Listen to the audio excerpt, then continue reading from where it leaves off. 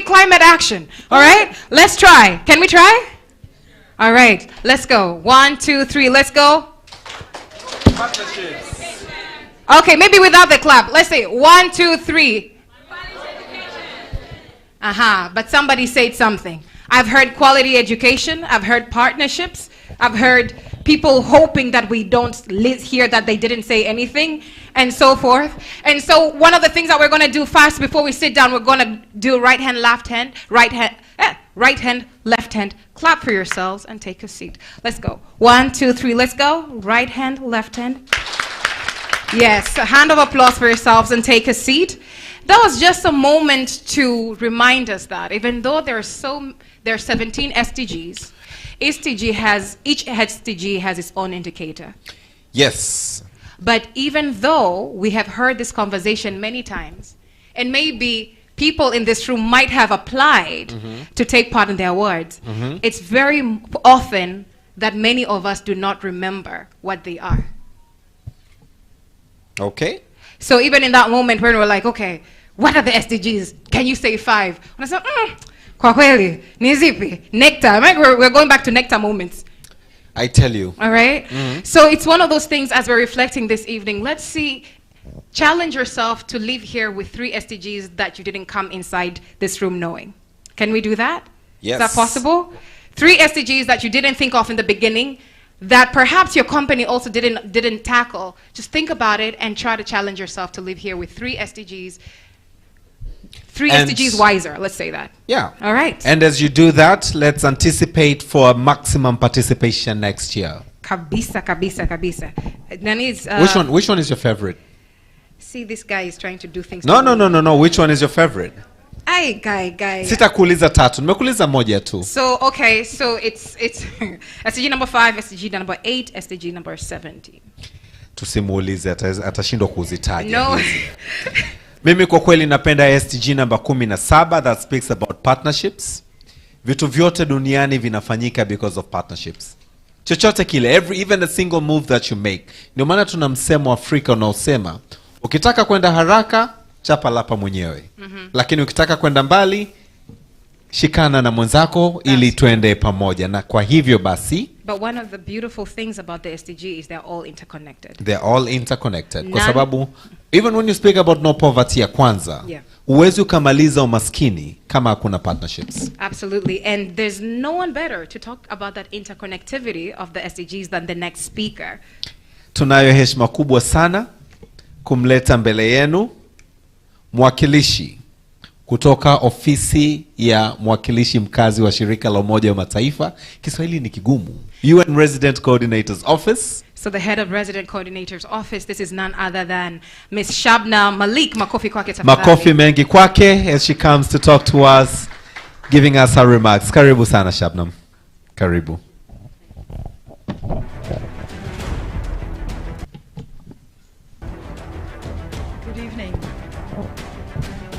Simon Shao, Chairman of the Global Compact in Tanzania.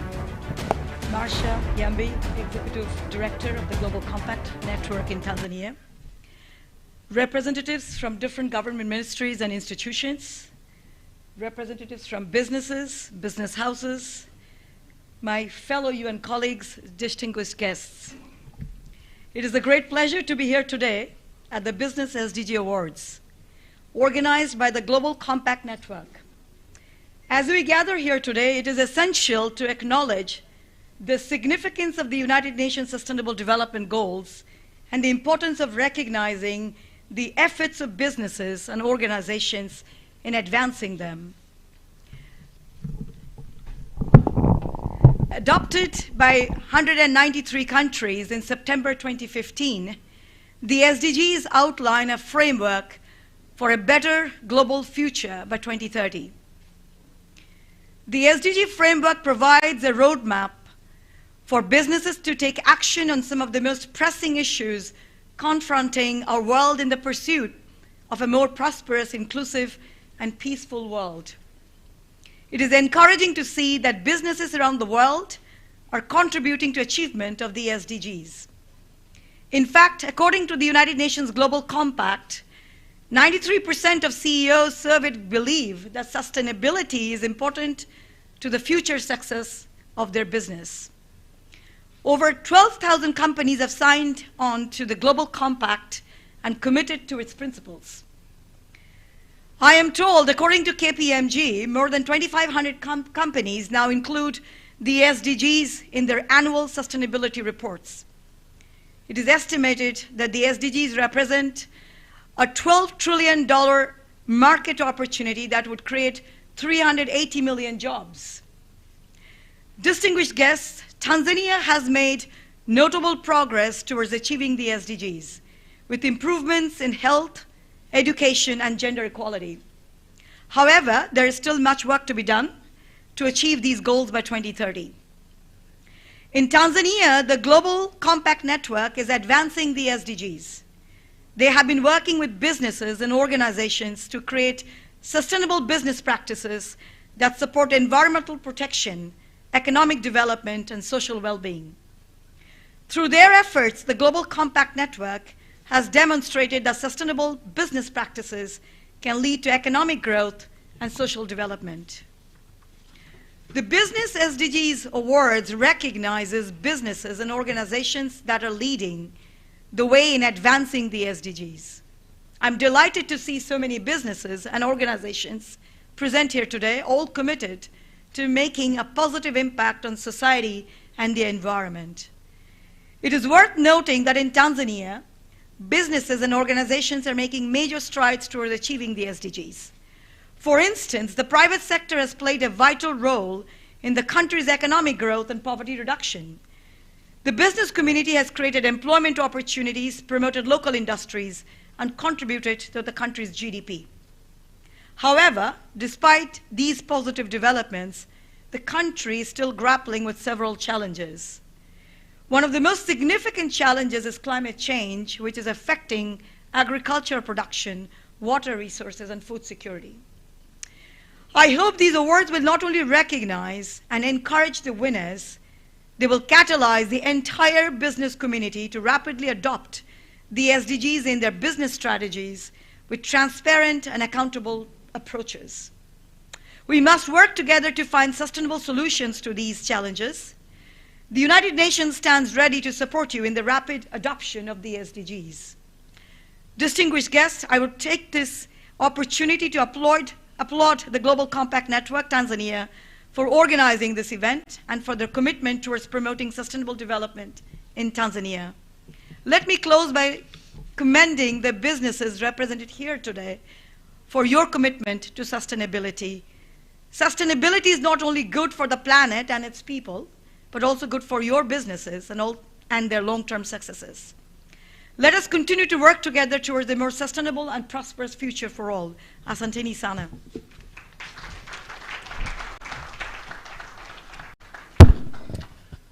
Asante sana, sana, sana. Kalila. Yes.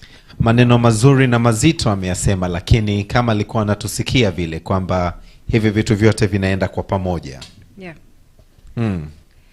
One of the things ambavyo pia nadhani vinaenda kwa pamoja ni one of the things ambavyo pia nadhani vinaenda kwa pamoja ni makofi. Ni makofi na speeches nzuri. Kwa kweli nadhani haya makofi yalikuwa ni ya kichoyo. Tufanye mazoezi. Mimi nasemaga, imagine if you're told that clapping for perhaps 10 seconds will help you lose 10 kilos. How would that change the world? I tell you, I'll be clapping every other 10 Tujaribu minutes. jamani. You're about to lose 5 kilos. Let's give a hand of applause to Miss Shabman Ali. There we go. Asante sana. Thank you so much. So none other to lead us swiftly on, we'd love to invite none other than an incredible lady who is going to represent an incredible company. And what they're going to be, their speech here is going to be a representation or representative of all the sponsors. And as she comes to speak to us this evening, we would like once again to acknowledge and commend the work done by all the sponsors. This evening would have not been a great success. Hapa tulipo jamani, hata imishumaa msione inawaka. Kama muamini tuzime taa, if it were not for the contribution and the support of the sponsors. Absolutely. And to just name them swiftly, right? Yes. Tuna UNDP. Vodacom Tanzania. Watu wanataka kupunguza kilo. Umeona? Yes. Banks, NBC Bank, KPMG, Anglo Gold Ashanti Gator Gold Mine, Abel and Fernandez. and we also have some partner initiatives. Tunawashukuru pia nyinyi kwa kufanya usiku wa leo kuwa wa kipekee. Tuna Alpha Associates, Tuna Big Green, tuna Caps Limited, tuna AfriCraft, pia tuna CPM, tuna SGA, tuna Focus Gender Equality, DSC, Dar es Salaam Stock Exchange. AVC and Partners. Tunawashukuru sana, naomba makofi mengi kwa wote. Na basi kuongea kwa niaba yao wote, lakini pia kuonyesha mchango mkubwa ambao wameendelea kufanya Tanzania, tuna heshima sasa kumleta director wa Vodacom Tanzania Foundation. So ni director wa External Affairs. Absolutely. And Vodacom Tanzania Foundation. This is Zuena Farah. karibu sana, makofi mengi kwake. Yes. Karibu.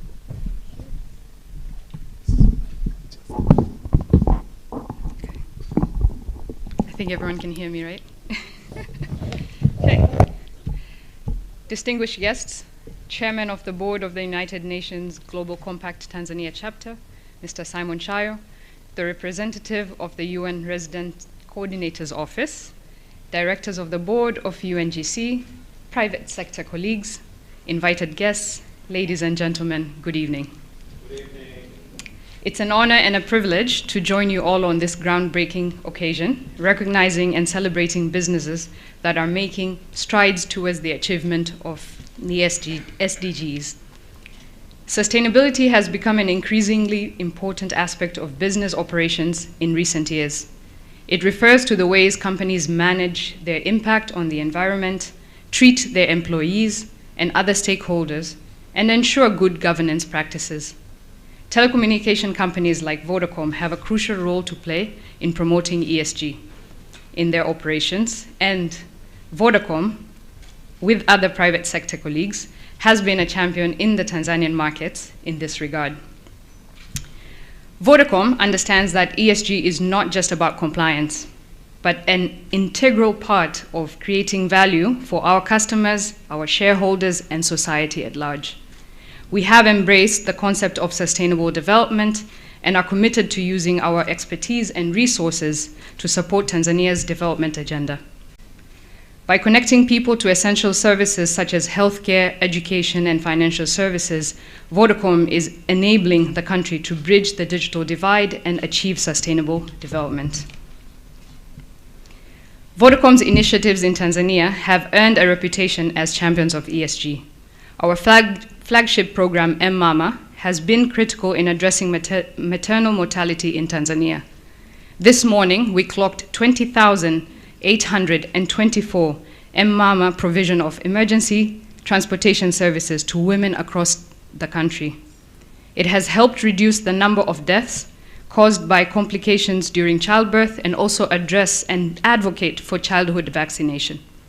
Furthermore, our programs and initiatives through implementing partners has touched on hundreds and thousands of lives. Ifahamu, bringing education and learning resources, addressing digital skills and critical learning for early childhood. Our work with World Wildlife Fund, WWF, to conserve the environment and train women and youth on environmentally friendly economic activities. At Vodacom, our strategy and broader purpose is centered around 3 pillars: digital inclusion for all, a digital society, and planet. In addition to these initiatives, Vodacom has set itself ambitious targets to achieve net zero emissions by 2040 by transitioning to more environmentally friendly resources and sources of energy. This is a clear indication of our commitment to environmental sustainability, and it sets an example for other companies to follow. The importance of ESG cannot be overstated, and it is encouraging to see companies like all of us in this room and private sector as a whole taking the lead in promoting sustainable development. By prioritizing ESG, companies can create long-term value for all its stakeholders, including shareholders, employees, and the society. It is my hope that more companies will follow suit, and all our winners encourage others to take on these footsteps and embrace sustainable development as a core part of their business strategy. On behalf of all sponsors, on behalf of Vodacom, I would like to reiterate that the achievement of SDGs is a collective responsibility, and the private sector has a crucial role to play. We are demonstrating that ESG can be a source of competitive advantage and a driver of sustainable development. I urge all companies to implement beyond dialogues and prioritize ESG in their operations. Asanteni sana, na kama msemo wa Vodacom unavyosema, pamoja tunaweza. Thank you.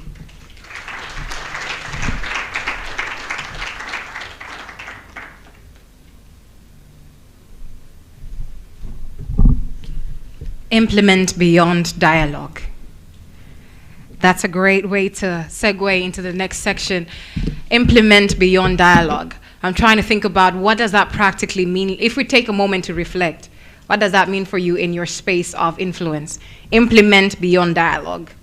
Iyo nimeichukua na nimeibeba. Austin, implement beyond dialogue. Manake tunazungumzaga sana, Kiingereza kinakoga kizito, Kiswahili fasaha kimenyooka, proposals nazo zinaeleweka, lakini what do we do in our spaces of influence? And what would that mean for us individually? Na kuna msemo unasema, kama unataka matokeo tofauti, Ndio, lazima ufanye vitu tofauti. Absolutely. If you want to emerge a winner, uwezi ukaamka saa 3 ya asubuhi na kuna mtu ameamka saa 11 ya asubuhi alafu mkatoka race sawa sawa. Na moja ya vitu ambavyo tutaona leo ni kwamba pamoja na kwamba tuzo zilikuwa nyingi sana, kuna ambao wametoka kidedea. Okay? Kwa hiyo sio kwamba wote tulioshiriki hatujashinda, hapana, ila wamefanya zaidi. Na hii wake up call kwetu sisi sote, ili mwakani tunavyoshiriki, tunashiriki tukiwa na vifua vyetu mbele. Karibu. And when we're talking about doing things differently, yes, one of the things that excites me about the person we're going to call up next is the fact that this company not only does, speaks, lakini it implements beyond dialogue and conversations. The fact that Anglo Gold Ashanti has a vice president or a sector specifically for sustainability is something that I think a lot of companies can also inspire and aspire to do. And of course, that's exactly what we're doing in this space. How do we make sustainability an integral part of the work that we're doing? You walk the talk. Absolutely, and that's what they do there. And so with that, we'd like to invite Mr. Simon Shayo to come to the stage, give us a few words, and at the same time, he will invite the guest of honor to the podium. Tunayo heshima kubwa sasa kumleta tena kwetu Simon. Aseme neno moja. Alafu mkaribishe mgeni wetu rasmi kuzungumza na sisi. Karibu sana. Vice President of Sustainability at Anglo Gold Ashanti. And this is probably the easiest. So I've said my words earlier on. Again, those who were not here when I spoke, let me say karibuni sana, and we really enjoy your presence. As you have heard from the previous speakers, all our efforts in the achievement of the SDGs are anchored on partnership. And in all these efforts, our convener is the government. So we are very much honored with the presence here of Dr. Theresa Mtenga, representing the Honorable Minister for Finance, who had committed to be here, but at the last minute had to be involved in other equally important business in Arusha, and so couldn't make it, but we are still honored with your presence. So without much ado, Madam Mtenga, please welcome to the stage.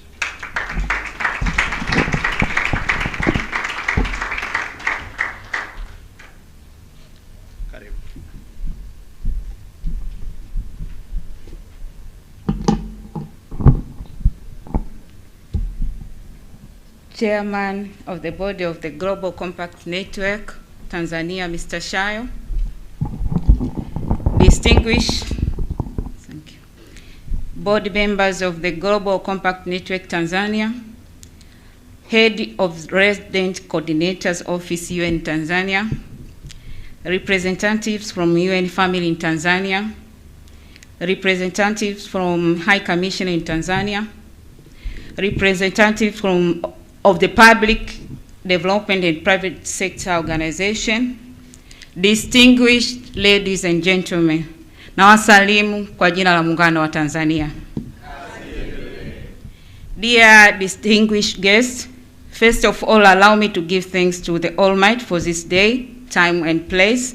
It's my honor to address you today at the Business Sdg Awards, organized by the Global Compact Network Tanzania and the UN Global Compact local chapter. I take this to be one of the innovative ways to engage the business community. Well done for this initiative. Why am I saying this to be an innovative act? Because we all agree that this is not just an innovative act, but a relevant one, as we face increasing challenges in our world today. These challenges range from climate change, inequality, poverty, and other social and environmental issues that have threatened the well-being of our community and the planet in general. You'll also agree with me that the United Nations Sustainable Development Goals, SDGs, provide a roadmap for addressing these challenges. The SDGs represent a universal call to action to end poverty, to protect the planet, and to ensure that all people enjoy peace and prosperity. Achieving these goals requires a collective effort of government, civil societies, and the private sector. Businesses in particular have a critical role to play in achieving the SDGs. The private sector has resources, the expertise, the innovation necessary to help solve some of the world's most pressing challenges. Business can contribute to sustainable development by adopting sustainable business practices, creating decent jobs, investing in renewable energy, and supporting local communities. By doing so, business can help create more prosperous, equitable, and sustainable future for all. I'm pleased to see that many businesses in Tanzania have recognized the importance of sustainable development and they are taking steps to integrate the SDG into their operations. The Business Sdg Awards are an excellent opportunity to recognize and celebrate the achievement of this business. By doing so, we can inspire others to follow their examples and accelerate progress towards sustainable development goals. Today, we celebrate the winners of Business Sdg Awards in various categories. These businesses have demonstrated exceptional leadership and commitment to sustainable development. They've shown that it's possible to create value for the shareholder while also contribute to the well-being of the communities and the environment. The winners of the Business Sdg Awards today have adopted innovative solutions to address sustainability challenges. They've implemented best practice in their operation, supply chains, and communities. They've created jobs, improved livelihoods, and supported local business. They've invested in renewable energy, reduced their carbon footprint, and minimized waste. They've also demonstrated a strong commitment to ethical business practice, transparency, and accountability. Ladies and gentlemen, I want to congratulate in advance all the winners of Business Sdg Awards for their outstanding achievement. I also want to commend the Global Compact Network Tanzania for organizing this event for the first time in Tanzania and promoting sustainable development in the country. The network plays a critical role in bringing together business, civil society, and other stakeholders to work toward a common goal of a sustainable development goal. Winning a Business Sdg Award is not just an honor. It's also a powerful way to inspire others to follow your footsteps. By highlighting the achievement of this business, we can encourage others to take action and make a positive impact in the world. The benefits of adopting sustainable business practice are clear. By reducing their environmental impact, business can help to mitigate the effect of climate change and protect the planet's natural resources. By creating social and economic values, business can help to promote inclusive growth and reduce poverty. And by building partnership with other organizations, business can help to achieve collective goals that benefit all society. But the benefit of sustainability are not just limited to the planet and its people. They also create and extend to the bottom line. Sustainable business are often more efficient, innovative, and resilient than their peers. They are better able to anticipate and manage risks, adapting to changing market conditions, and attract and retain talent. In short, sustainability is not just the right things to do, it's also good for business. The businesses that are being recognized today are proof of this. They have shown that sustainability is not a burden, but an opportunity. By embracing sustainability, this business have been able to create new markets, reduce costs, and attract new customers. And they've also been able to differentiate themselves from their competitors and enhance their reputation with consumers. Ladies and gentlemen, as we celebrate the achievement of this business, we must also recognize that much more needs to be done. The challenges we face are complex, and no one can solve them alone. We need to work together, collaborate, and share knowledge and resources to achieve the SDGs, leaving no one behind. In this regard, I would like to urge business to take a more active role in promoting sustainable development.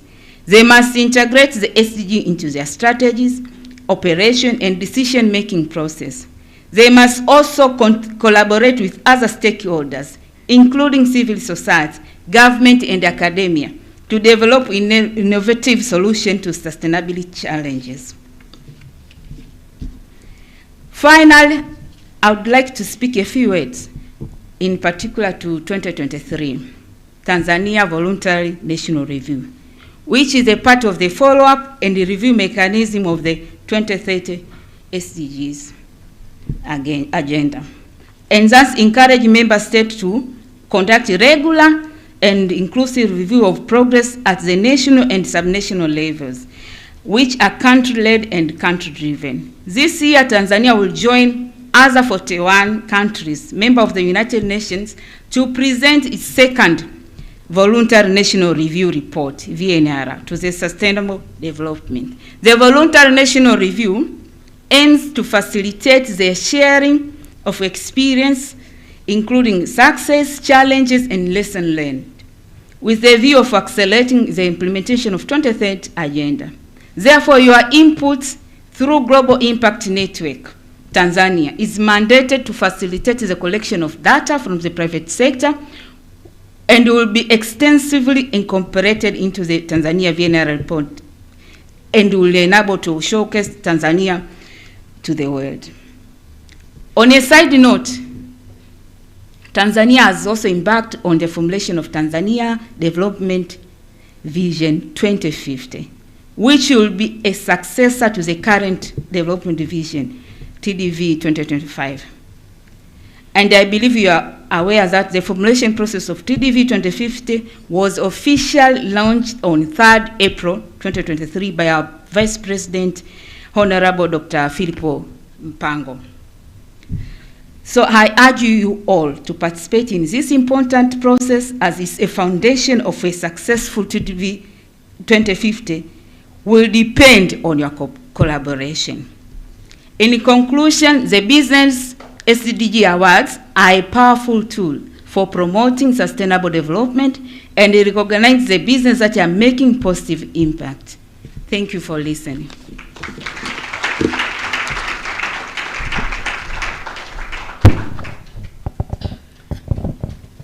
Asante sana, makofi yaendelee. Huyu ni mgeni wetu wa heshima kabisa, mgeni wetu rasmi akimwakilisha Waziri wa Fedha na Mipango wa Tanzania, Mheshimiwa Mwigulu Nchemba, Lamek Nchemba. Kalela. Asante sana. One of the things ambazo stands out for me whenever we're talking about the SDGs and we're talking about innovation, this was something that was in the guest of honor speech. When we're talking about progress, one of the things I think that in this space we forget to do is to acknowledge that it's hard work, that it takes a lot of commitment, a lot of perseverance, a lot of, and I apologize for my bias as a woman, for women, a lot of sweat, blood, and tears, and trying to convince yourself that you're worthy of coming up in this space and sharing your thoughts. pushing for a seat on the table. It takes a lot. But why is this only for women? Men don't sweat? Thank you for speaking for your gender. I spoke for mine. All right, men in the house, yay! All right. But then I just want to take a pause and truly acknowledge the individual work that everybody in this space has done. Outside your titles, outside your position, but you as people. The commitments you give every single day when you get up in the morning to go to work. Every single day you find a challenging email.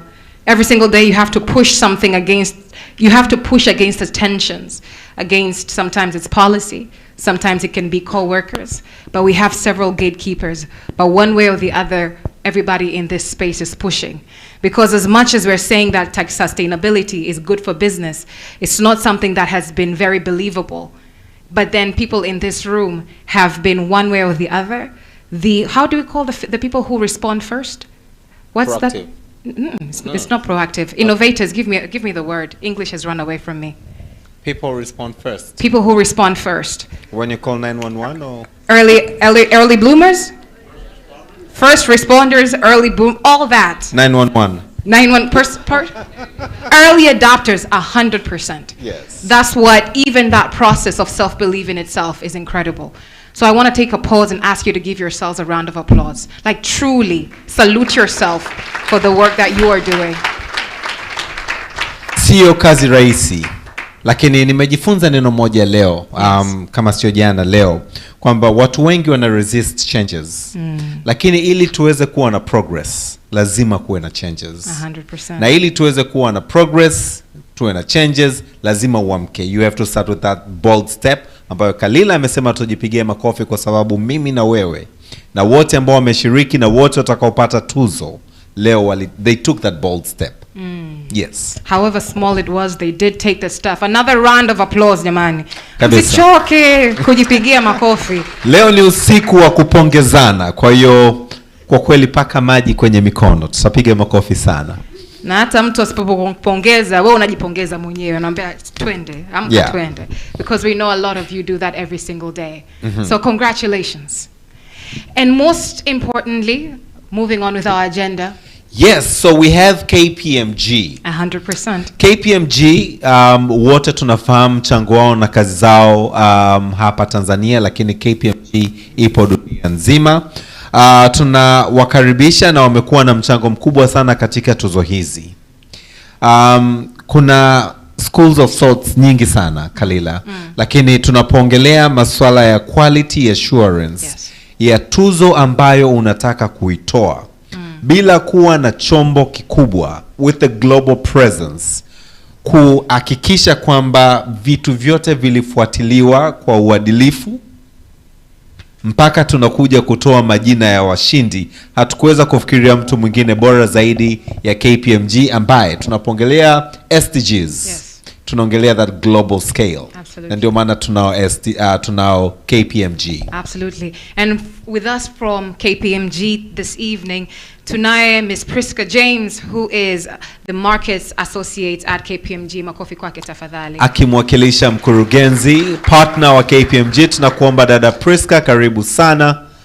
Huyu sio dada Priska. Huyu sio dada Tutafute Priska. pa kutokea. Hapana, ni kwamba tulikuwa tunataka tu kuangalia kama walikuwa wanasikiliza. Tutafute Sio pa dada kutokea. Priska. We would like to invite this incredible gentleman from KPMG to introduce himself and let you know what incredible work he also does at KPMG. Karibu sana. Na hii ni moja ya quality assurance anaifanya hapa sasa hivi. Kwa anatuambia sio Priska. Karibu sana KPMG. Heshima kubwa. Labda ujitambulishe, utuambie alafu tuendelee. Thank you. The MCs, there are two MCs, by the way. My name is Ali Seleman. I'm a senior manager at KPMG. Priska was Ali. I think those who respond early, as I said earlier. So she was there, and we are here to give you some what we did on these awards. Dear guests of honor, participants of the SDGs, and prospective winners, invited guests, members of the press. So I'm standing on behalf of KPMG, who did the verification of the nomination process. The verification was done based on information received from the juries. The jury had a team of 3, which sat and went through all the applications using the criteria that were set. So our role was actually to go through, confirm whether the juries followed the criteria that was set for the applications, and second, whether the nomination was reasonable. So we did receive a report from the jury, which had nominations, and we went through, we retested the selection based on the information that was submitted by the applicants. And based on our review, we confirmed that the process was very reasonable and the selection was very transparent. And so the names that will be, or the winners that will be announced this night, really deserve to be awarded the winning position. So with that short, Madam Guest of Honor and Chair to the Global Impact Tanzania, I submit. Thank you.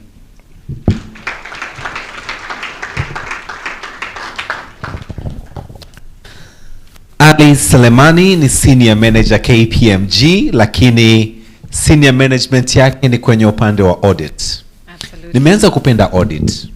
Wameongea kwa kifupi kabisa, maneno machache kabisa, yani hawataki maneno marefu. Hapo. Ameanza kupenda audit. That is Umeona wanavotoaga ripoti zao audit tumeona. Wakikuandikia tiki 2, wakikuandikia star, unajua ina maana yake ile. Kuna watu wengi wameanza kukuna kichwa ulivyosema unaanza kupenda audit, lakini ndo inabidi tuvipende. Inabidi tu.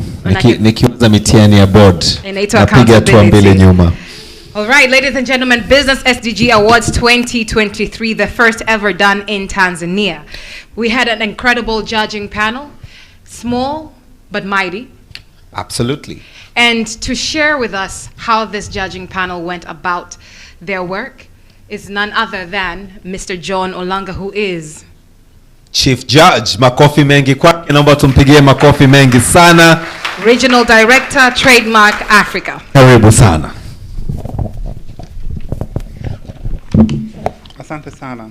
Good evening, ladies and gentlemen. I don't feel the energy. Good evening. I know there's a bit of tension. and where I was seated when they heard the chief judge, they were like, oops, so we are sitting next to Poncio Pilate. Poncio Pilate, eh? So let me first introduce my colleagues in the panel. And this is none other than Dada Elizabeth Ngoye, sitting over there. Another, oops. Okay. And Bwana Zakayo Zakaria. Oh, okay. Oh, so will they be standing throughout my, okay. That's so maybe okay. So first, maybe to thank, I should really thank UN Global Compact. I'm not sure if I should thank, but for giving us the opportunity, but more importantly, the challenge. It was really a challenging task. Getting the three of us, for the first time, for the three of us to work together. We are very independent of one another. We have never worked together before, and I think we have never met before, so it was the first time. But we were also independent from anyone, much as we know quite a few of you, but we operated in it was like a clandestine operation to do this, because most of the submissions are companies that we probably know of or know the individuals, so we really made sure that we are independent. Whether you are part of the UN Global Compact or have seen some of the submissions are actually sponsors tonight, but we made sure that our decisions were not related to whatever they are doing. So we received the packs. I think we had around 36 submissions. In terms of forms, some people attached some videos, some pictures, and everything. And we did assess based on what was submitted. not what we know of the company or anything, based on what was submitted. And each goal was submitted based on four criteria. Innovative approach. It was not just business as usual. We were looking for innovation because we will not really achieve our SDGs without having innovative approaches. Impact. Elizabeth has an M&E background, a very strong M&E background. She'll always ask, so what? You see, you can give us a whole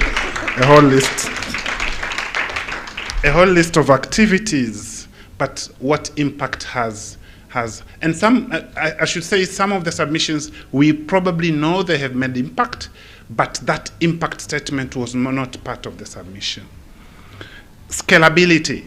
We need to achieve scale. For us to be able to achieve and attain the targets by 2030, we need the submissions of what we are doing as companies or businesses need to be things that can be scaled, if can be taken to scale. So that's also what we are looking for. And of course, relevance. Some of the submissions were just company profile. So for us to start looking through, so that was also the fourth criteria. And for each of the criteria, we were scoring from 1 to 5, 1 being the worst, no evidence at all, and 5 being the best. That means you really have submitted strong evidence. And therefore, the total marks, or the highest marks one could obtain from the submission was 20 points, and the lowest was 4 based on those 4 criteria. And each of the submission was assessed individually. Each judge did assess, and then we added, looked for average, looked for variances, major variances. And we have had situations where a judge is conflicted, where a submission is from a company that you are associated with one way or another. At least one of the company that knows I am conflicted with them. So I'm telling you, I'm not looking at your direction. I did not judge your submission. So don't punish me. The consolidated scores, as I said, were reviewed to check for consistency and if there are major discrepancies. The KPMG colleague was brief, but of course there are some also recommendations on areas that we could improve, just like auditors will do for any report, which we have taken into account for the following. Now, for a winner to be declared at the individual goal level, the score had to be a minimum of 15 out of 20. Yes. And because we just did not want it to be like an award ceremony, we really wanted to set the bar very high. Because again, for us, we cannot achieve SDGs by doing business as usual. So we actually wanted to set higher. When we moved the score to a minimum of 16, which would have been an 80, a good A, many of the winners dropped out. So we said, okay, let's be a bit kind, and we did put it at 15. So if in a goal there was no submission that met that threshold, there was no winner in that goal. And I will disappoint you to say, out of the 17 goals, we only had winners in 6 goals. In 11 goals, we did not have a winner, which means we have to do better next year. Now, for category winners, because there were individual goal winners and then there are category winners, that means the goals, and they are being displayed here, are categorized into 5 categories: people, planet, prosperity, peace, and partnerships. So for category winners, the submissions with the highest total scores for that group of SDGs was declared the winner. Therefore, we could have a situation where a company may not have won an individual goal, but their total scores in the 5 or 3 or whatever number of goals was the highest, and they could have been a winner. And I think at least we have one situation. But again, we also had a threshold for the category score. So out of the 5 categories, we actually had 4 winners, because in one category, we did not have a winner. And then the overall winner, which is the ultimate win, is the company whose total score, if you total all the goals that they had submitted the awards for, was the highest. And we have an overall winner. We thank KPMG. We know we were working under a lot of stress in terms of time, but we thank KPMG for the work. We only have, a couple of recommendations or observations. As I've said, many of the submissions did not have enough evidence to support their cases. They did not clearly submit evidence to show innovative approaches, etc., what I've said. Some evidence did not directly align with the submission. As I've said, some were only company information. So let's do better. Some information were very scanty. Some were statements of intentions of what we are planning to do. Yes, we like good intentions, but we cannot award your intentions. We really need to award actions as opposed to intentions. Yes. We'll have in-depth conversations with the Secretariat, but maybe combining the VNR process and the award process impacts probably the award or the other. Because if you look at the submission form, I think by the time you go to question number, is it 17 or 18? Question number 8, which is page number God knows. And by that time, somebody probably is tired of filling this form. And that's when you're asking for the most important information. Please do a pitch. So you really, sometimes you can get into the mind of someone that this person at this stage was tired, was just here is the submission. So probably you might wish to separate the two processes such that we give them equal weight when it comes to, you see. And of course also to delink the timing of the VNR submission and the award so that these two do not impact one another. All in all, I think it was a good exercise.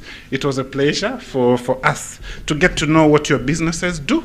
But yes, the bar was set a bit high. But there's a lot that I think has been submitted, and I think our recommendation also to the Secretariat will be to probably publish one way or another the stories that have been submitted for people to be able to learn what is it that has given people the winning, because we did not have enough time to produce communication materials, to do the videos of why they are winning, etc., etc.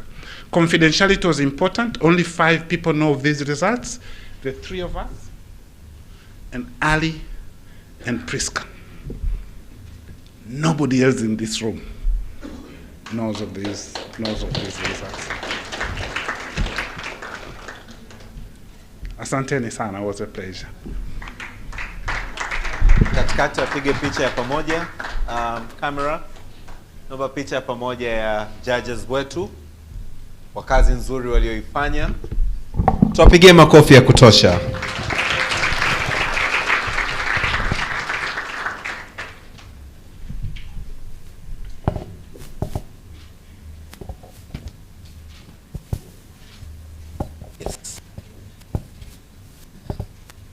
Kuna background tunaweza tukabadilisha. Camera, mnapata picha nzuri au mwanga una bounce back? Sorry? Asante sana. Nashukuru. Naomba tuwapigie makofi wakiwa wanaenda kuchukua viti vyao. So basically, a lot of people are in for surprises. Watu wengi wako tayari. Kuna watu walikuwa wanakuja pale wanaongea na Miss Masha, nampeka, "Mambo jamani, nimeshinda." Alikuwa hajui. Masha mwenyewe hajui. She was the wrong person to talk to. Mara pap, kumbe nimekaa na chief judge. Utajua ujui. Ndio yenyewe. What I was saying is, it's one of those things where a lot of people are going to be surprised this evening, but it's important to have such a process, and it's incredible that even in the first year of the award, there was so much accountability, so much, you know, I don't want to say lack of transparency is a good thing, but just so much care to make sure that the results are done fairly, but then at the same time that, you know, we take care to make sure that there's no opportunity. Mimi niombe pia kamati hii, majaji, John na timu yako, mmetumia utaalamu wa hali ya juu kwenye hii process ambayo nadhani Tanzania kwenye michuano mingine inabidi wajifunze. Hata kama wanajua kampuni yako inafanya vitu fulani, uje submit hile, they would not favor you or judge you based on what they know of you. They judged based on what you submitted. Yani kwamba wamefanya kazi kubwa na nzuri sana kuhakikisha kwamba process ya kujudge haikuingiliwa kabisa. Lakini it's also something to speak to the Global Compact Network. It takes a level of what do I call it? But it takes a level of professionalism, but a level of commitment to a fair and just process to even for themselves to not know the results. Because most of the times you want to know the results before the day. We all know that's the case. But for you to come into the room ready to be surprised together with everybody else, that's a point for us to congratulate you and for us to learn something as well. Hongereni sana. Hongera sana. Na ikumbukwe kwamba hakuna bodi ya appeal, eh? Hapo sasa. Asante. Hamna kitu kama hiko. Tunaweza kenda NECTA kupeleka kudai matokeo. Sio hapa. Hii sasa hiyo ndo the future. Twende sasa kwenye tunaenda moja kwa moja kwenye tuzo. We're going directly to the awards, and as we've learned, there are 5 categories to these awards. There is the people category, planet, prosperity, peace, and partnerships. Yes, na katika hizi 5 ambazo Kalila amezitaja, people, planet, prosperity, peace, and partnership, pia tutakuwa tuna categories za individuals, lakini pia tutakuwa tuna overall winner. Tutakuwa tuna kama ulivyosema individual goal winners, but tutakuwa tuna zile overall tunaziita nini, the winners of the category goals. Yes. It's very unique for us to see awards that did not actually have a winner. Naambia kwamba hatukupata mtu that could actually meet this criteria, so we'd rather go back with the award. Na usije ukaitaja kwa sababu huijui. Wanajua watu 5 tu kwenye hiki chumba. Sawa. John, tupo tayari sasa kwa ajili ya kupata bahasha nene kabisa. Na just to share a little bit about the process and what we're going to do. Yes, kwa hiyo kitu ambacho kitafanyika sasa ni kwamba tutachagua miongoni mwetu watu ambao watakuja kutuambia kwenye hizi bahasha kuna nani aliyechukua tuzo katika category gani. Yes, so we have a list of people who are among us, and we're going to call you to the stage. Trust you me that they have no clue who won as well. We're going to call them to the stage, or we're going to call you to the stage to hand over this award. Now when we call you, we're going to ask you to come to stand on this side of the stage. We're going to call and ask you to stand on this side of the stage. If you are called and announced the winner, we're going to ask you to stand on this side of the stage. And to also join us on the stage, we'd like to welcome Mr. Shayo, chairman of the Global Compact Network, who has stepped out. Oh, there we go. Perfect. Mr. Shayo, as well as our representative for the guests of honor, Karibu Sana. So you can also shake the hands of our winners this evening. Na tunawaleta hawa mbele yetu kwa sababu hakutakuwa kuna nominees. Hawa tunawataja hapa ni washindi moja kwa moja. John Ulanga, unajua bado amezishikilia zile bahasha. Hizi bahasha zinakuja. Team, tunaomba tuanze tu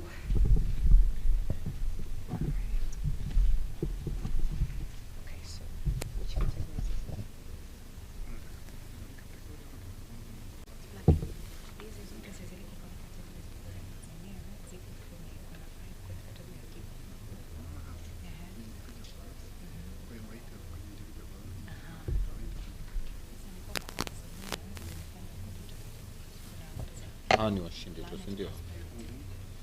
Ngoja ngome kitu kimoja tu. Tuzitaje tu goal number 1 ni plan ya kuwa na mshindi.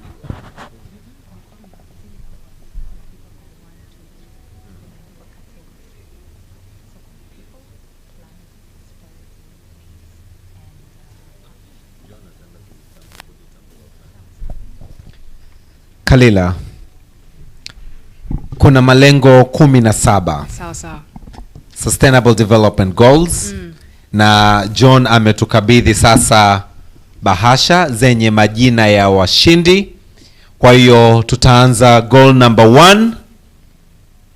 Goal number 1 ni Sustainable Development Goal inasema, mimi ningependa kwanza kabla hata tujaanza niombe timu kule ya mziki. Si unajua ukiwa unapokea tuzo unataka pia kama mziki kakusindikize kidogo. Nadhani wanahisi washajitoa kwamba wao hawapati tuzo labda. I say next year. Mwakani jamani kama John bado atakuwa mwenyekiti inaweza ikala kwenu tena.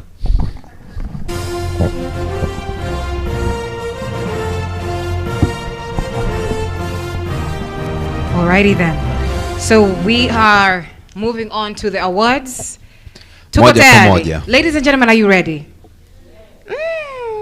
Are we ready? Jamani, hiki ndicho peke yake kilichotuleta hapa usiku wa leo. Zile speeches ni procedure tu, protokali, yani lazima tuwe nazo. Lazima tumsikie Shabnam anasemaje, au sio? Na tuone viatu vyake na gauni lake. Lakini sasa we are getting into the bottom line of this night's agenda, na tunaenda moja kwa moja kwa goal number 1. No poverty. SDG 1, end poverty in all its forms everywhere. And the winner is... Tunasikitika kusema kwamba, nafurahi kwamba habari ya kusikitisha pia inachekesha, kwamba kwenye category, kwenye goal number 1 ya no poverty hakukuwa na mshindi. Kwa hiyo better luck next time. Tunaenda goal number 2. Goal, SDG goal number 2, zero hunger. Jamani, hata kupigana na njaa jamani hatuna mshindi.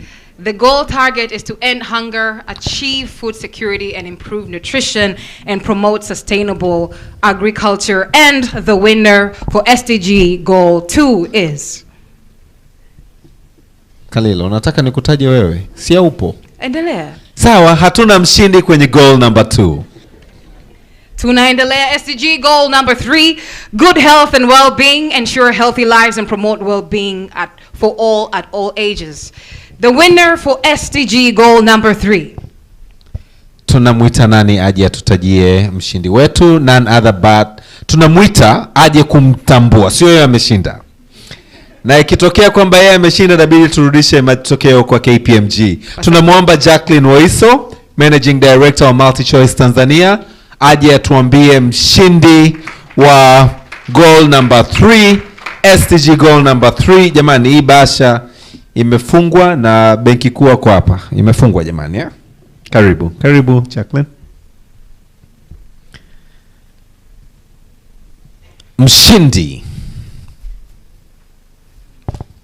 wetu kwa mwaka 2023 Sdg Awards, good health and well-being, ni nani? Inaenda kwa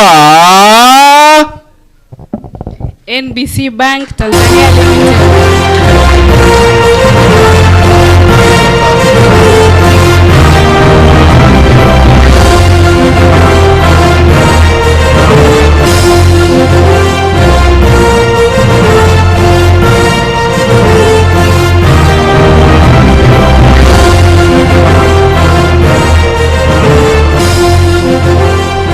makofi mengi kwa NBC Bank Tanzania Limited.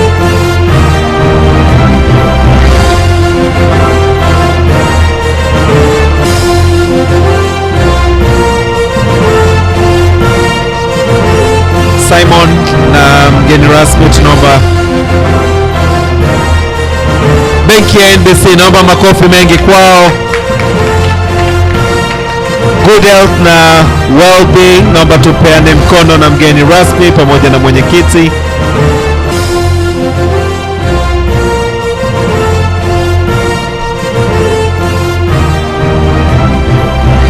Asante sana, pongezi kwenu benki ya NBC na kazi nzuri sana kwenye kupromote good health and well-being. Well done. SDG goal number 4, quality education.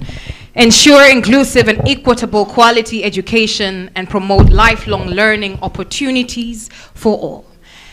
And the SDG goal 4 winner is going to be announced by none other than Tunaomba Cool Blue CEO Fauzia Malik aje hapa ili aweze kutuambia mshindi wa SDG number 4 ambayo inaongelea quality education wa business. Sdg Awards 2023. Jamani, mbona tunambania Fauzia? Jamani, mbona tunambania? Fauzia Malik.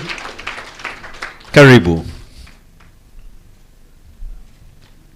Na mshindi wetu wa SDG goal number 4, quality education, is none other but Multi-Choice Tanzania Limited.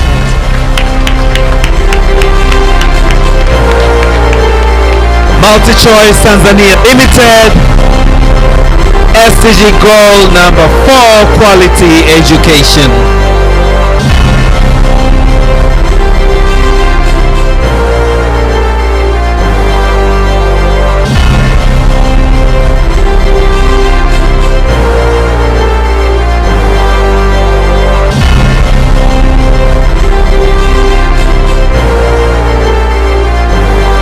Tunapeana mkono na viongozi wetu pale, alafu tunaenda kuchukua nafasi yetu.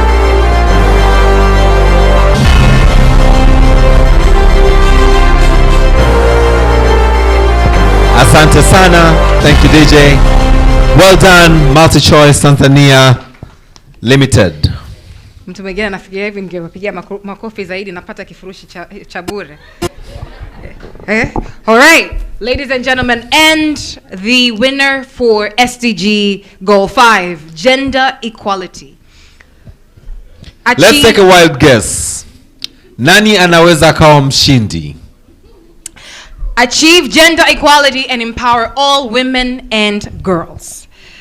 Austin Makani, the winner for SDG Goal 5, is going to be announced by... Okay. I thought Austin Makani is the winner. Hapana baba. Okay, sawa.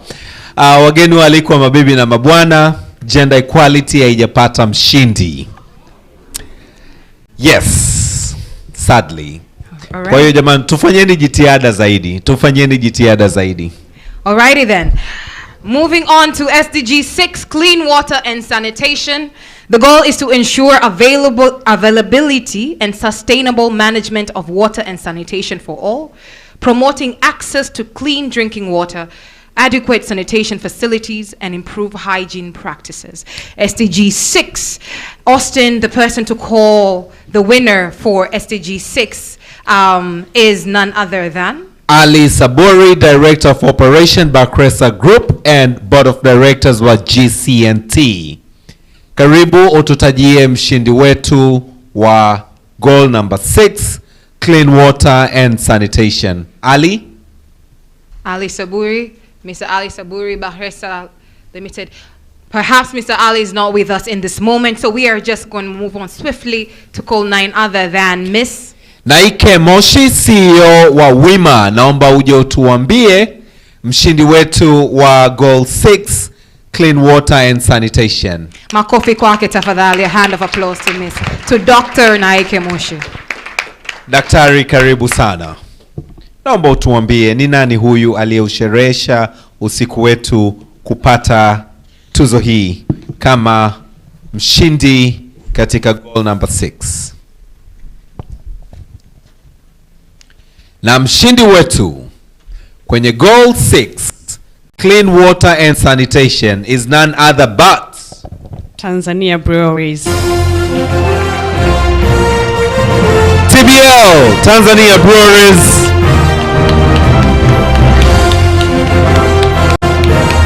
Namba makofi kwa TBL ya kutosha.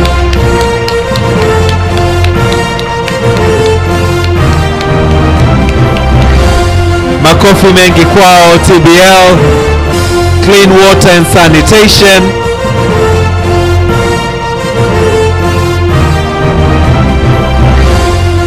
Asante sana. Tunapeana mkono pia na mgeni rasmi pamoja na mwenyekiti. Jamani, msishangae mnakunywa bia alafu amuumwi matumbo Clean water and sanitation wanazingatia sana. Tunashukuru sana na pongezi kwenu.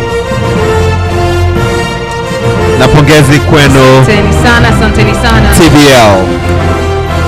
Now, to go forth into the winner for SDG 7, Business SDG Awards award for SDG number 7, affordable and clean energy, whose goal is to ensure access to affordable, reliable, sustainable, and modern energy for all, while promoting renewable energy sources and increasing energy efficiency. Na kabla hatujamuita au kumtangaza mshindi kwenye kategori hii ya affordable and clean energy, ikumbukwe kwamba kuanzia Januari hakuna tena matumizi ya mkaa kwenye maeneo yenye watu zaidi ya 100 na kuendelea. Kwa hiyo, kwa kuzingatia hilo, hatuna mshindi kwenye kategori hii, ila naamini mwakani tutakuwa naye. Kabisa. Moving on to SDG number 8, decent work and economic growth. And the goal is to promote sustained, inclusive, and sustainable economic growth, full and productive employment, and decent work for all, fostering entrepreneurship and innovation. Now, to call the winner for SDG award number 8, for the award for SDG number 8, this is none other than Miss Mary Mniwasa, Acting CEO, Dar es Salaam Stock Exchange. Naomba tumpigie makofi akiwa anakuja hapa. Tunaongelea masuala ya decent work na economic growth. Decent work is a whole chapter in the Bible. Karibu sana. Pole sana. Is this part of decent work? Karibu. Sustainable goal number 8, decent work and economic growth. The winner for Business Sdg Awards 2023 is none other but MultiChoice Tanzania Limited. Makofi mengi kwao.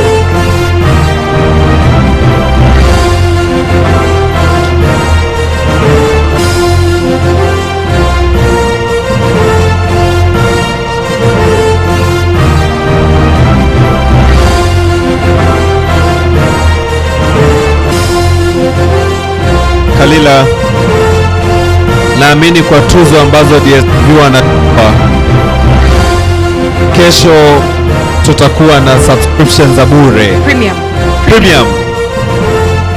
Tuna upgrade kwa wale wenye kompa kwa ya juu, kwenye ile ya juu inaenda ya juu zaidi. Tunawashukuru na kuwapongeza DSTV kwa kweli kwenye swala zima la decent work na economic growth, mnafanya vizuri sana. Asante sana. Na unajua sasa hivi wana hiyo promo. Yes. Sawa. Moja kwa moja, we're going to move on swiftly to SDG number 9, industry, innovation, and infrastructure. The goal is to build resilient infrastructure, promote inclusive and sustainable industrialization, and foster innovation to support the economy. Industry, innovation, and infrastructure, sustainable development goal 9. Kwa mwaka huu haijapata mshindi. Haijapata mshindi kwa mwaka huu, lakini hatuna wabunifu Tanzania. Ni wapo, lakini tumesikia, we have a lot of innovators, but we heard about the criteria that the judging panel went through. We've heard about, some of the things that we could do better in terms of how we respond to these awards. So we know next year kutakuwa ni moto. It's going to be fire. Mimi nadhani hii timu ya majaji wakichukua kamati ya Miss Tanzania, kila mwaka Tanzania tutatoa Miss World. Safi sana. All right, moving swiftly to SDG number 10, reduce inequalities. The goal is to reduce inequality within and among countries by promoting social, economic, and political inclusion and ensuring equal opportunities for all, regardless of age, gender, disability, race, or economic status. SDG goal number 10 inaongelea masuala ya reduced inequalities. Unfortunately, hatujapata mshindi kwenye kategori hii. Moving on swiftly to SDG number 11, sustainable cities and communities. The goal is to make cities and human settlements inclusive, safe, resilient, and sustainable by promoting affordable housing, sustainable transport, and access to green and public spaces. Sustainable goal number 11 inaongelea sustainable cities and communities. Hata national housing hawajaingia. Sijui kama walijiandikisha. Haya, category hii pia haijapata mshindi. Moving on swiftly to SDG number 12, responsible consumption and production. The goal is to ensure sustainable consumption and production patterns by promoting resource efficiency, minimizing waste generation, and implementing environmentally sound practices. Goal number 12 inaongelea responsible consumption and production. 2023 hatuna mshindi. Mara kuna mshtuko. Kuna ukimya. Zamani tukiwa shule ya msingi, kuna wakati it just goes very quiet. Afu nasikia shetani mweusi kapita. Sijui alikuwa anamuonaje. Na kwa nini ni mweusi? Hakuna shetani mweusi. Moving on. SDG 13, climate action. The goal is to take urgent action to combat climate change and its impacts by implementing measures to mitigate greenhouse gas emissions, adapting to climate change, and promoting sustainable practices. Austin, to call the person who is going to hand over this award for the evening. Tunamwomba dada Julia Seifert, Managing Director on Net Zero, aweze kuja kutuambia mshindi wa climate action goal number 13 kwa mwaka 2023. Pressure inapanda, pressure inashuka, pressure inapanda. Climate action 2023 is none other than Tanzania Breweries. Tanzania Breweries.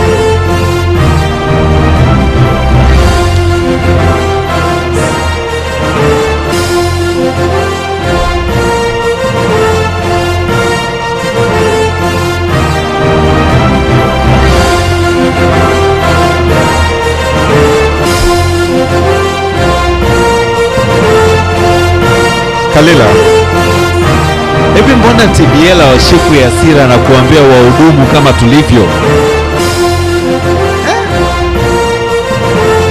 Ngoja nijaribu kuwapa mic, labda watasema, labda sijawapa mic. Sasa inabidi tuwape mic baadaye, majaji watakufukuza. Wahudumu sasa wanaangalia kule, wanasubiri order tu kutoka TBL, labda wahudumu waletee mmoja kama walivyo hapa. Tunashukuru na kuwapongeza Tanzania Breweries. Kwa kweli climate action ndio direction ambayo tunaichukua sasa hivi duniani. Moving on swiftly to SDG number 14, life below water. The goal is to conserve and sustainably use. Lazima tuzisikilize hizi. Tumesema kwamba lengo letu ni kila mmoja kuondoka na 3 ambazo hakulizifahamu. Unajua wametoka kuchukua TBL, kwa lazima tuwasherekee kidogo. Sawa.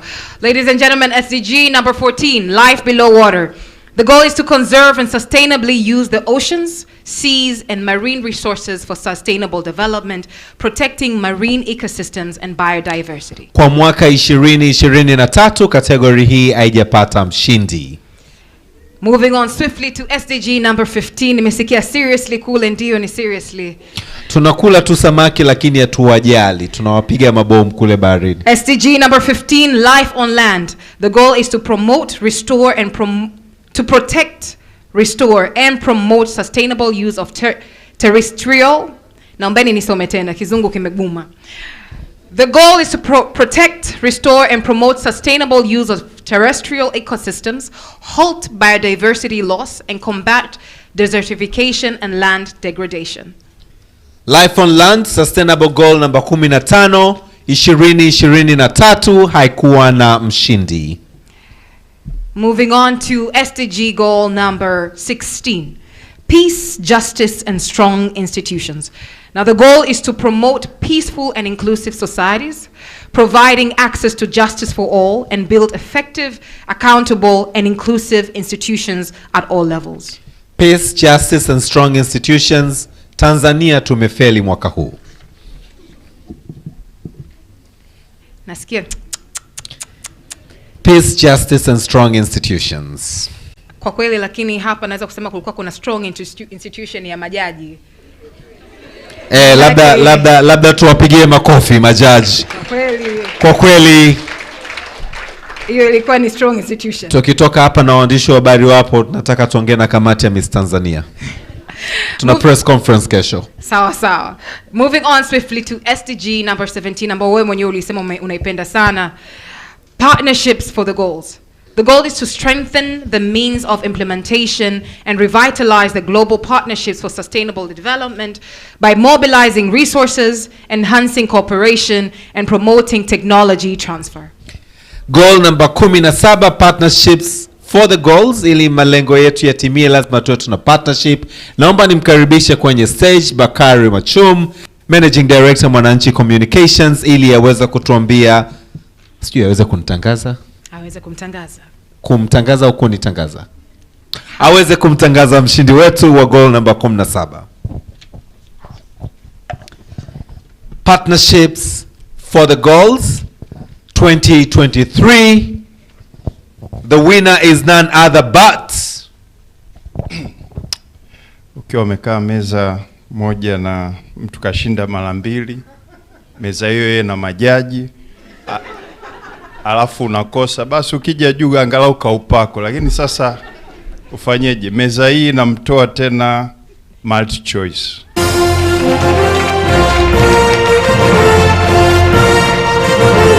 Multi choice Tanzania.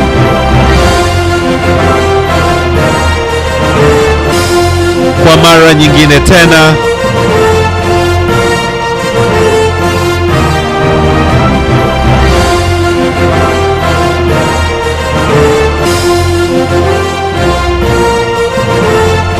naomba mtuambie kwamba kesho tutakuwa kwenye channel gani tunaonekana. Austin, mara papo unasikia kwa furaha premium packages for all. I say, hata kama ni kwa masaa 24 tuna siku ya kazi. Hapo sasa. There's some people will call in sick. Ladies and gentlemen, we are moving on swiftly to another section of our awards tonight. This is none other than the section where we award the overall category winners. Like was announced by the Chief Judge, we have 5 categories. The first one is the people category, planet category, prosperity, peace, and partnerships. These are the 5 categories that people were applying or nominating themselves to. Now, each category, even though we were looking for all individual winners within those categories, we also have overall category winners. Now, the first category that we are calling people to, this is none other than the people category, and this is going to be announced, the winner is going to be announced by? Naomba nimlete kwetu kwa mara nyingine tena Zuwaina Farah aweze kutuambia kwenye category ya people, kwenye sustainable goal number 1, number 2, number 3, number 4, number 5, mshindi kwa mwaka 2023. Chochote unachotaka kufanya, karibu sana. Kwa wale wanaotumia Vodacom, tunaomba muangalie simu zenu, kuna salio linaongezwa sasa hivi. Media ifuteni hiyo. Na mshindi kwa mwaka 2023 is none other but Geita Gold Mine. GGM, Geita Gold Mine. Anglo Ashanti.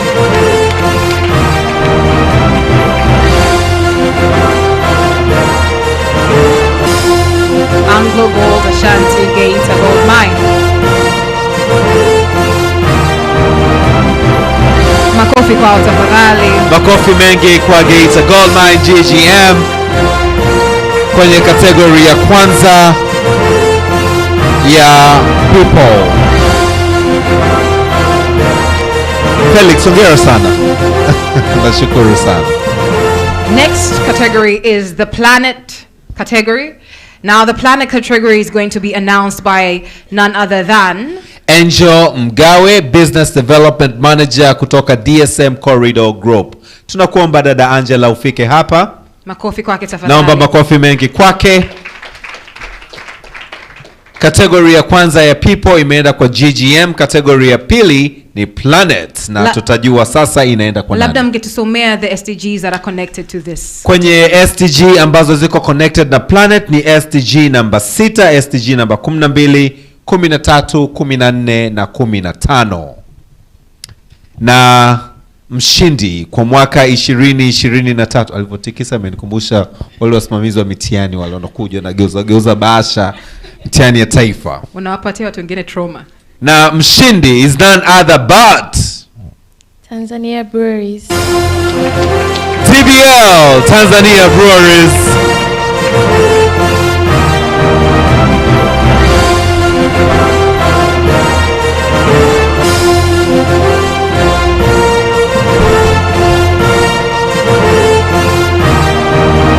Jamani, makofi mengi kwa TBL.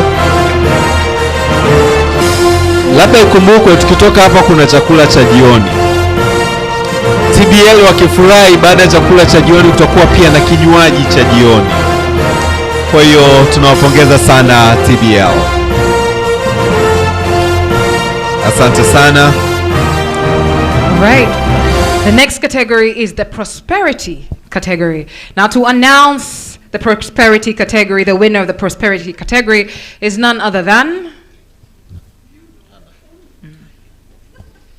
Naomba nimlete kwetu dada Ana Henga ambaye ni Executive Director wa Legal and Human Rights Commission. Naomba makofi mengi kwake anapokuja kutuambia kwenye prosperity katika malengo ya milenia. Umefika? Karibu sana. Ambayo yanaendana na prosperity ni Sustainable Development Goal number 7, number 8, number 9, number 10 na number 11. Na mshindi kwa mwaka 2023 kwenye prosperity category of the goals is none other but Scania Tanzania. Scania Tanzania. Karibu Scania Tanzania.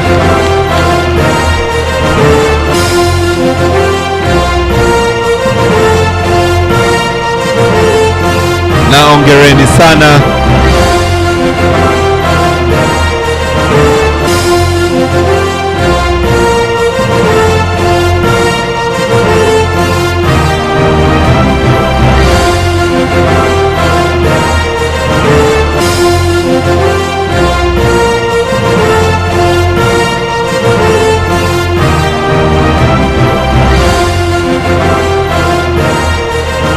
Asante sana na pongezi sana Scania Tanzania.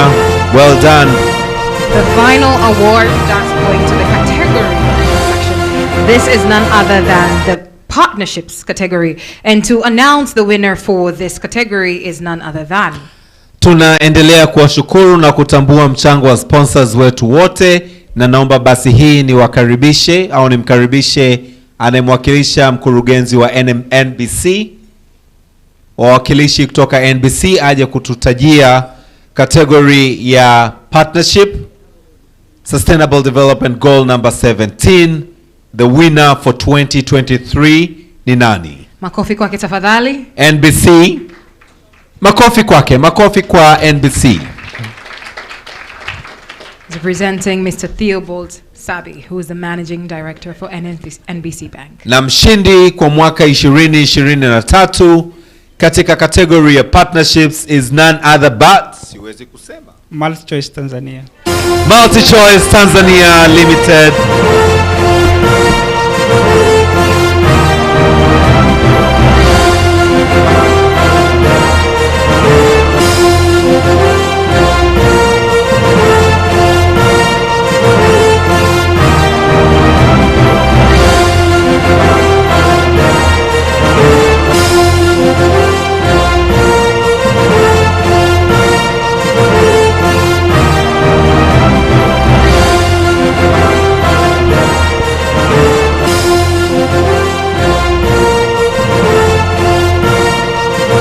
MultiChoice, bora mje mna neno la kutuambia kesho Jumamosi au tusubiri next weekend? Unajua next weekend is a long weekend, kuna May Day Jumatatu.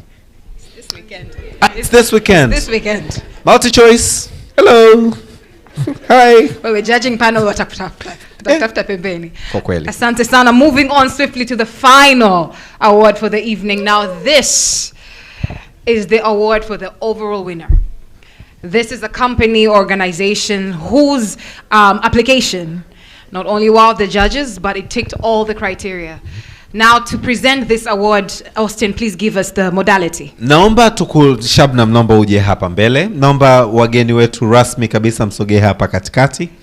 Hii ni tuzo ya mwisho na ni tuzo kubwa kuliko zote. Yaani tuzo iliyopendeza hapo kuliko zote kabisa, kubwa kuliko zote.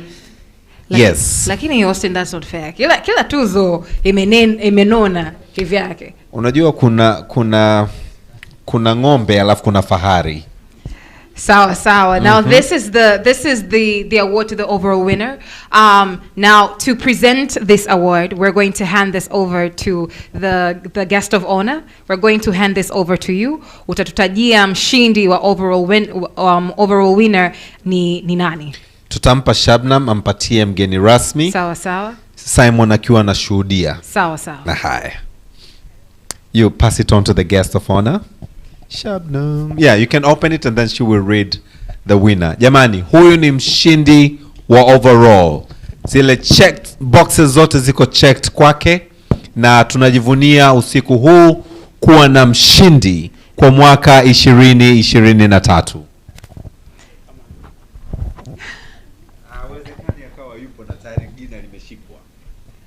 MultiChoice Tanzania. MultiChoice Tanzania.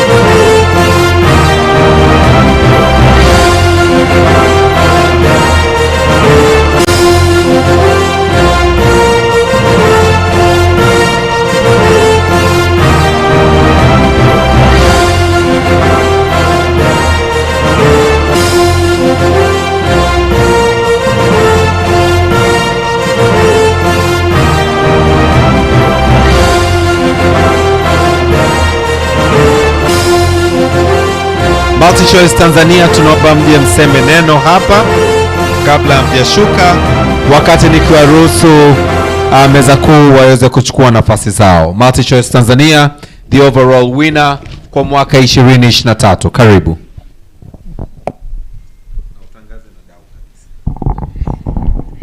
Asante sana MC Austin. On behalf of MultiChoice Tanzania, my name is Jacqueline Oiso, I'm the MD of MultiChoice Tanzania. We really appreciate for the recognition. It was a big surprise for us, not expected. Grace, wherever you are, please come forward. Let's give a clap and also a word of appreciation. Thank you very much to UN Global Compact as well as all the partners. Asanteni sana kwa ushirikiano wenu na support yenu, na next year tuna wale ambao bado, si ndio? Tunatarajia na nyinyi pia mtapata. Asanteni sana. Asante sana. Basi mimi nikajua kuna kauli fulani hivi inakuja, lakini basi taangalia kesho. Wageni waalikwa, mabibi na mabwana, programu yetu ilisema saa 3 tutakuwa kwenye chakula cha jioni. Na tunataka tufanye hivyo ingawa ni saa 3, kwa tuna dakika chache kabla ya kwenda kwenye chakula cha jioni. Alila.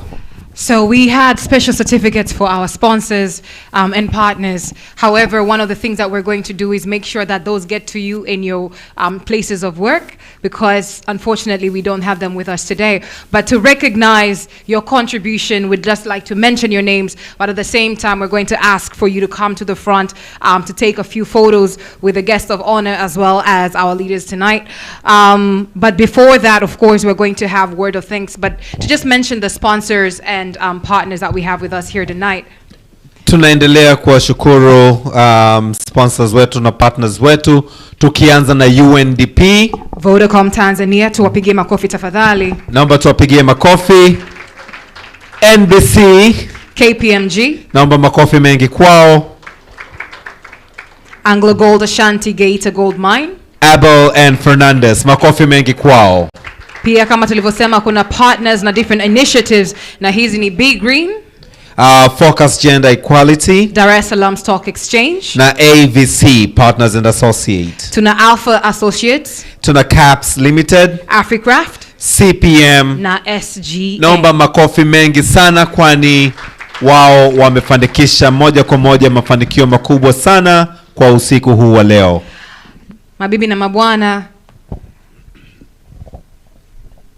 we'd like to now welcome Global Compact Network Tanzania to come and give us a word of thanks for the evening. We also want to thank them with a round of applause. Tunajua kwamba kitu kipya sio rahisi kufanya. New initiatives are not easy to implement. So as Miss Marsha Makatayambi comes to the stage, may we escort her with a round of applause that's acknowledging of the effort that this team put together. Karibu sana. Karibu sana. I'm speechless. I'm very speechless, for real. Quite surprised. Wow. Well, I don't have much to say, but this space is for my Vice Board Chair, Dr. Anna Henga. She's coming to say a word of appreciation, and probably she might as well also call us so that we can as well appreciate the Secretariat. Karibu, Dr. Anna.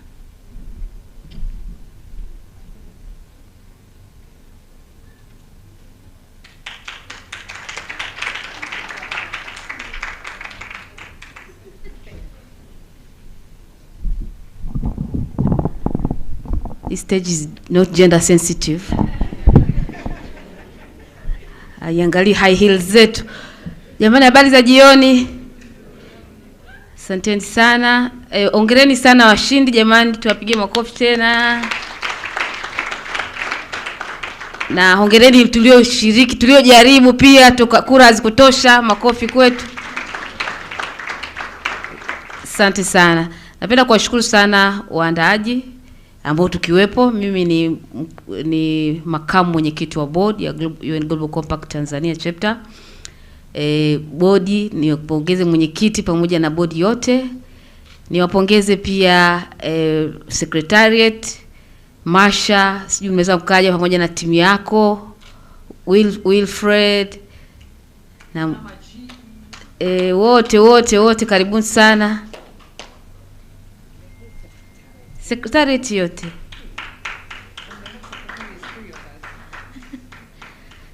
Sawa. Wilfred ana majukumu. Makofi kwao jamani. Hongereni sana, mmefanya kazi kubwa sana.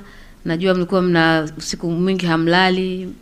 Tunapiga simu jamani, tuna changamoto hii, lakini tumefika hapa tulipo. Lakini pia kwa sababu ni ya kwanza, I'm sure ya pili, ya tatu na nne itakuwa nzuri zaidi. Hongereni sana. Asante sana, mnaweza mkachukua nafasi zenu. Naomba niwashukuru sana sponsors wetu. Sponsors wetu wote naomba tuwapigie makofi makubwa sana kwa kutusponsor. Asanteni sana. Wametajwa, sina haja kuwarudia kuwataja. Lakini pia naomba niwashukuru sana wale ambao wameshiriki. Nilishawashukuru na tushawapigia makofi. Naomba niwashukuru tena kwa mara nyingine. Lakini mwisho tukushukuru wewe ambaye umefika kwa ajili ya kushuhudia tuzo hizi. Naomba sana zile category ambazo hazijapata watu mwaka kesho tupate. Najua kuna watu wengi na wafahamu wanafanya mambo vizuri kwenye SDG number 5, SDG number 16 na kadhalika. Kwa hiyo mwaka kesho naomba tuweze kupata ile hamasa ya kuweza kuomba na kuweza kupata hizi tuzo. Inakusaidia kupandisha brand yako, inakusaidia kupata heshima zaidi kwenye jamii. Asanteni sana. Naomba niishie hapo kwa kuwashukuru wote, na nadhani nipewa kazi ya kuahirisha na kuwakaribisha dina. Karibuni sana, dinner is served. Thank you so much. Hello, asante sana jamani. Kabla ya dinner kuna conversation or topic ya kupiga picha. Austin, karibu. Yes, tunakuja kupiga picha. We'd like to take a few photos for memory's sake. and we're just going to swiftly move through the agenda or the lineup for photos. I'd like to also acknowledge tonight's hosts. I pretty think, considering we started later, the fact that they made sure we finish on time is commendable. Naombeni tuwapigie makofi hosts wetu wa usiku wa leo. Kina nani hao? Huyu ni Khalila Mbowe na Mr. Austin Makani. Tunawashukuru sana kwa heshima hii mliotupatia, naamini hatujawaangusha. We'd like to call to the stage the guest of honor. Karibu sana. Na Tunaomba tukusimamishe. Makofi yaje kwetu mengi zaidi, lakini wakati mgeni heshima anakuja, kwa sababu tumepromote vifurushi vya DSTV, kila mtu atapata hapa. Tumepromote TBL, wana kinywaji cha drink for the night Kwa wale ambao wana watoto, mnajua ile sing ya Simo, ndo hapo sasa. Mimi ndo Simo. I'm going to ask the entire high table to come to the stage together with our guest of honor. Karibuni sana. Ms. Henga. Naomba tusimame hapa katikati. Mr. Shayo. Hii ni picha ya kwanza ambayo inapigwa na meza kuu. Picha ya pili, washindi wote tujiandae. Washindi wote tujiandae. We'll go to that. Washindi wote tujiandae kuja, na kama sema tukiambia waje na trophy zao, tutabidi ombe msaada wa ziada. Kabisa. DJ tusindikize na kanyimbo. Unajua picha katabasamu kanakuja na DJ. Asanteni sana. Asante sana. Itabidi naomba ni muombe guest of honor pamoja na Mr. Shayo pamoja na Miss Anna Henga wabaki kwenye stage.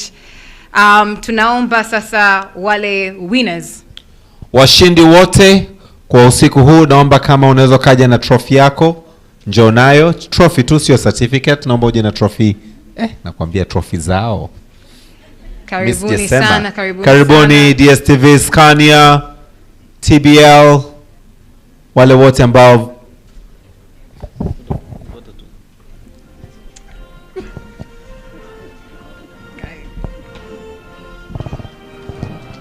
NBC Bank, benki ya NBC, GGM.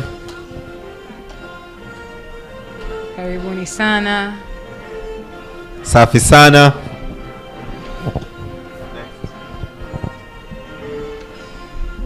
Baada ya hawa, after these, the winners, we will have, we'll request for all the sponsors to come to the stage as well. Wadhamini wetu ambao wamefanikisha shughuli yetu hii kufana kiasi hiki, tunaomba sasa mje mbele kwa ajili ya picha ya pamoja na mgeni rasmi na meza kuu. Sponsors wetu, all our sponsors: UNDP, Vodacom Tanzania, UNDP, Vodacom Tanzania, Abel and Fernandez, GGM, KPNG, Abel and Fernandez, Anglo Gold, Ashanti, GGM, KPMG, Big Green, NBC Bank, Vodacom Tanzania, UNDP. Lakini niwalete pia partners: Big Green, Focus Gender Equality, Dar es Salaam Stock Exchange, AVC and Partner Associates. Sio wametosha vizuri wote hapo? Watu wa kamera bwana, sasa mbona muongei? Si tumewauliza.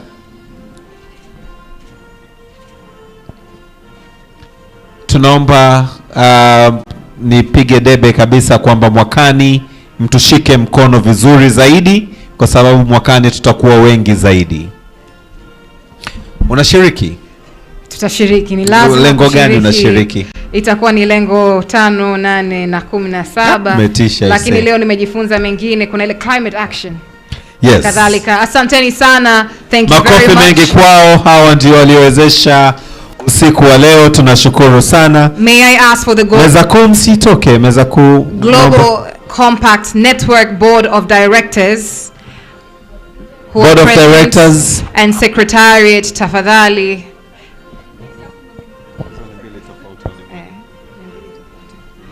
Secretariat, tafadhali kuweni tayari kuja, lakini sasa hivi tuna Board of Directors. Board of Directors wa GCNT watapiga picha na Secretariat watakuja kuwa join. Unajua Miss Marsha alivyoita secretariat, nadhani watu walidhani kuna kikosi kinakuja. Mara pap ni watu watatu. Tisha sana. Lakini picha ya upendeleo pia tutaomba judges wetu mje mpige picha pamoja na meza kuu. Secretariat, karibuni sana tafadhali. Wilfred. Secretariat ya GCNT. Tunashukuru.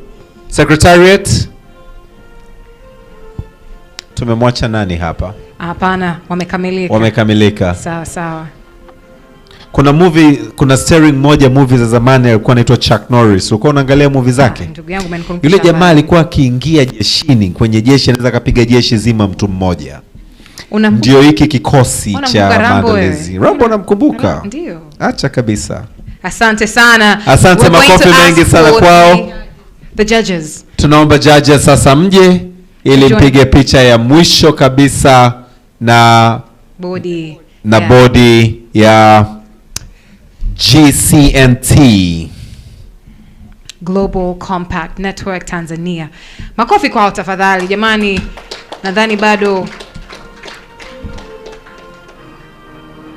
Asante sana. Naomba lakini katika hii picha ni tuwalete pia kwa ruksa yenu KPMG. Tunaomba KPMG. KPMG. Bila shaka huyu ni dada Priska huyu, si ndio? Priska na kaka Ali. Nimeambiwa ametangulia kwenda kuonja chumvi kwenye meza ya chakula. Tunashukuru, mfikishie salamu zetu, lakini tunashukuru sana KPMG pia kwa kazi zenu nzuri. Asanteni sana, asanteni sana. We can all take our seats, ladies and gentlemen, and that marks the end of the formalities of the SDG Awards, Business SDG Awards 2023. Makofi mengi, kwani uwepo wako wewe hapa ni wa kihistoria. Umeshiriki kwenye Business SDG Awards 2023 ambazo ni za kwanza, imeandikwa hiyo kwenye historia. Now in case you're going to take any photos, please do make sure that you post them, and when you post them, do make sure that you tag #Business SDG Awards TZ. Business SDG Awards TZ, so we can find them and also keep engaging online. Kikubwa na cha msingi ni ushiriki wetu wote 2024, hususan kwenye zile SDG goals ambazo mwaka huu hazikuwa na washindi.